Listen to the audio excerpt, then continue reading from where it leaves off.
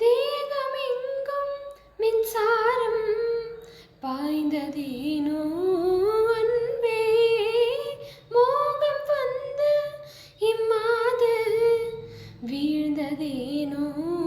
கண்ணே, மலர்ந்த கொடியோ மயங்கி கிடக்கும்